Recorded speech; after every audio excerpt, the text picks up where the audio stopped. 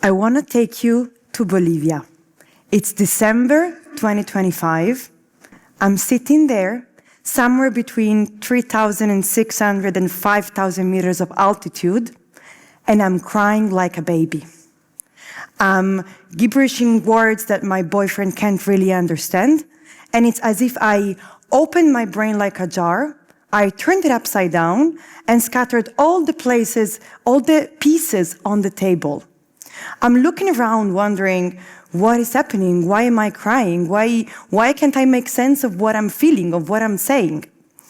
And I realize that what is happening is that for the year prior to that moment, I had been taking decisions, critical decisions, with a fraction of the information that I would have needed. I had to let go of people that I deeply cared about. I had to let go of versions of myself that no longer served me, but that I still loved.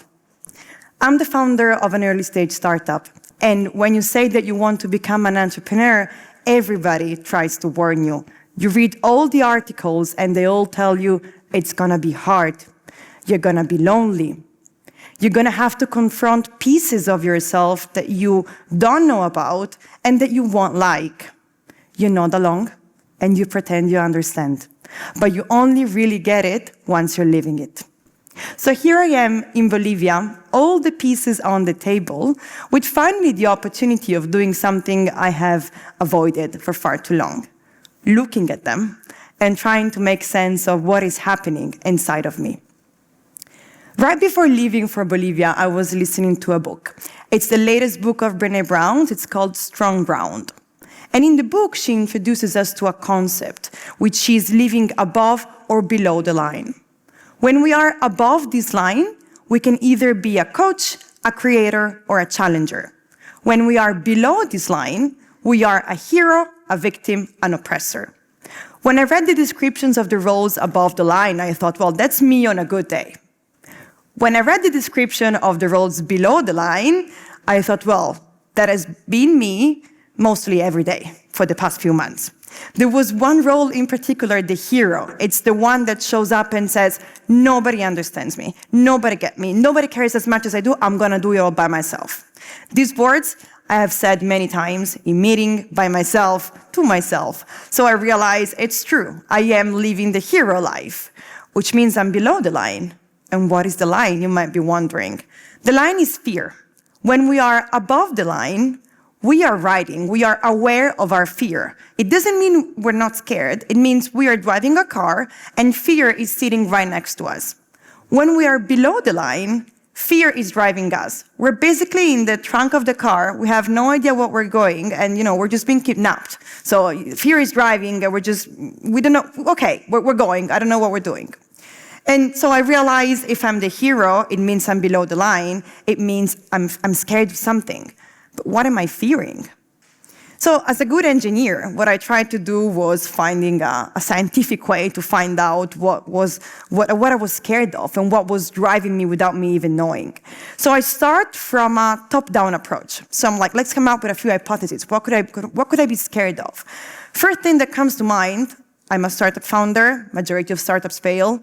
Am I afraid of failure? The answer came pretty quickly. I've never been afraid of failure. My first startup failed. I don't even remember about it. It was a great experience. I started a second one right away. And I asked myself, if this company were to fail today, what would you do?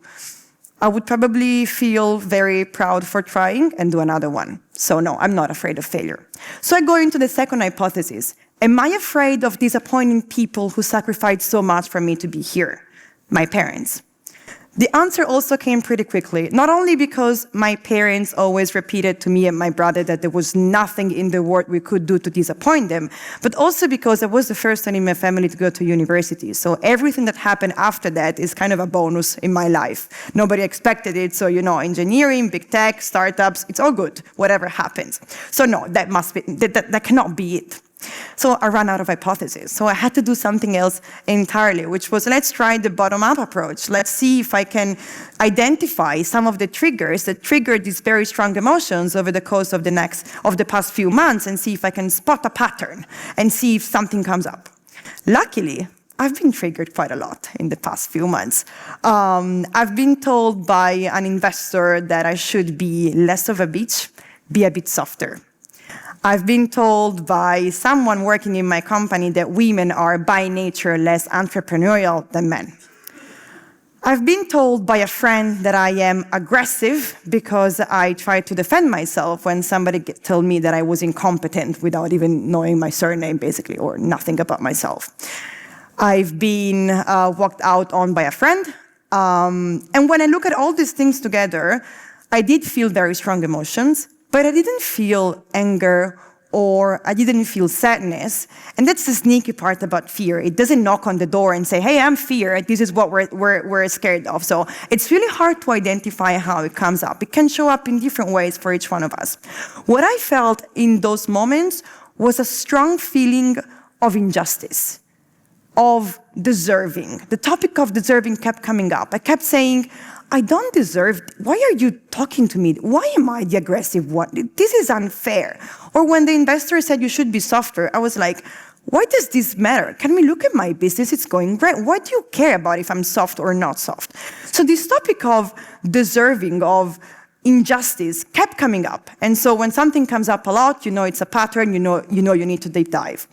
This is the hard part for me about emotional intelligence. You know, it's one thing to be aware of your emotions, and that's the emotional awareness, but then it's another whole topic, the meta thinking. So thinking about your thinking and trying to understand why you're feeling the way you're feeling.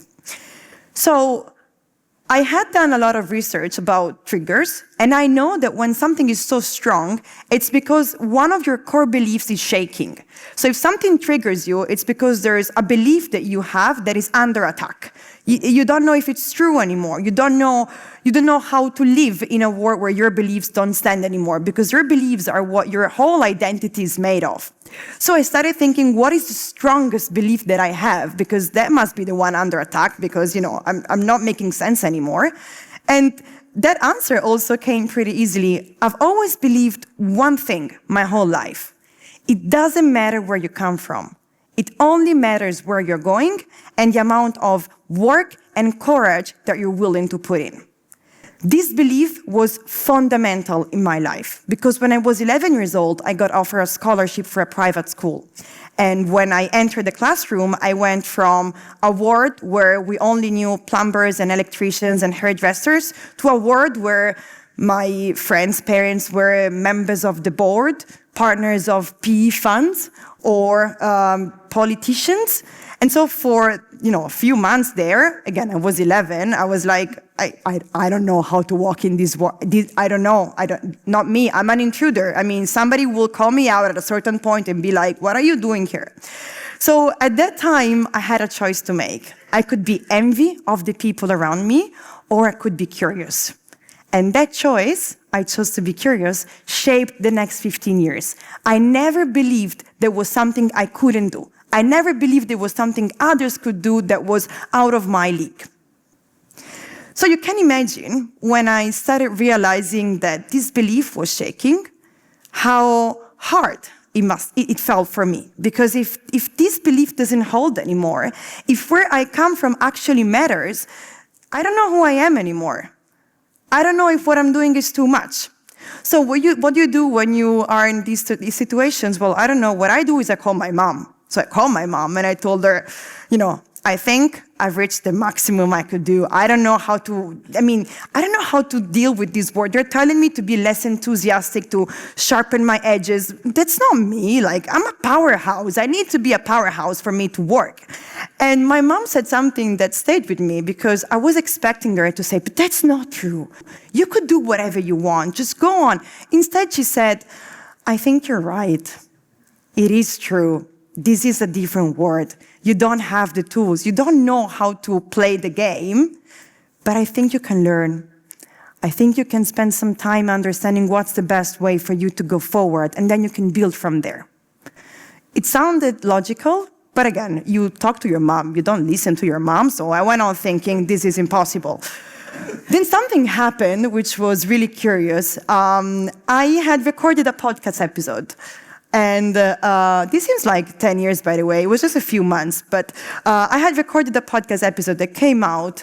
And this podcast interviews founder in Italy. They've interviewed hundreds of founders, 2 per month, like for a few years. So can you imagine like how many founders have been interviewed? When my episode came out, the second it came out, somebody felt the pressing need to write a social media post about it and say that my story was dangerous, that it was a telegram from fantasy world, that it was unrealistic, and that we should not push people to dream this big, because people like me should open a restaurant. Something local, not that big, because if I fail trying to build something this big, can you imagine what happens if I fail? I don't know, but apparently like something awful. And so when I read the post, it was an amazing moment for me, because it was a validation. That's my fear. I'm not making it up. People around me are telling me that I am dreaming too big, are telling me that there's a maximum distance that I can go from the shore. I need to go far, but not so far that I can't see where I came from. I need to dream big, but not so big that I scare somebody and let alone inspire somebody else to do the same. As if there's a tether. There's a maximum cord that I can pull, and then I need to go back to where I belong. Seeing this written didn't make me feel sad for myself. It made me feel sad for all the people like me who have been told, not in these exact words, but clearly enough, don't be so loud. Can you be a little bit easier to hold? We don't understand you, enough. It was quite a revelation for me, because seeing it true makes it true. But the good part is that when you actually see it, you have options. For my whole life, I had avoided seeing this. I was like, this is not true. It doesn't matter where I come from. Now, it matters where I come from. Now that I see the problem, I can decide what to do with it. It gives me options. Do I quit? Or do I find a way to stay in the water? I did some research and discovered that there's a type of fish. It's called a trout.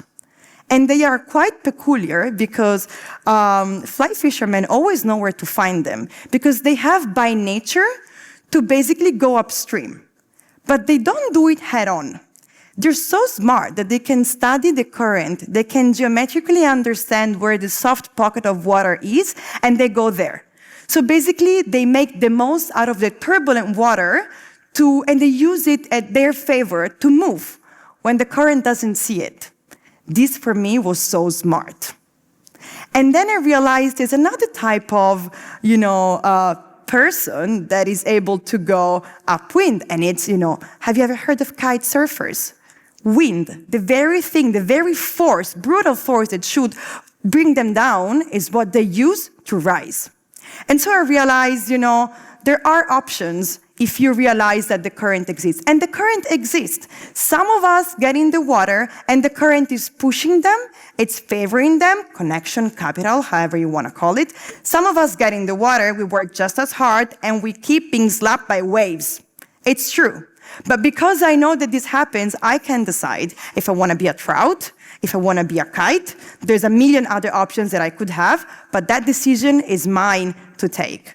I decide how to fight the current, and I decide how to stop. I don't give that decision, I don't give that power to anyone else. Not the investor telling me to be softer, not the LinkedIn guy saying that I should be softer, not myself, not my inner voice when I decide that I am not worth fighting for it. And I want this to be very clear because I think this is very important for everyone. Do not pretend the current doesn't exist. If you don't come from a privileged background, this is going to bring you down. It will look like there is a maximum distance you can go. But the current is strong, but you are stronger because you've been building this strength your whole life. Every time you entered the room and you felt like you didn't belong and you stayed anyway.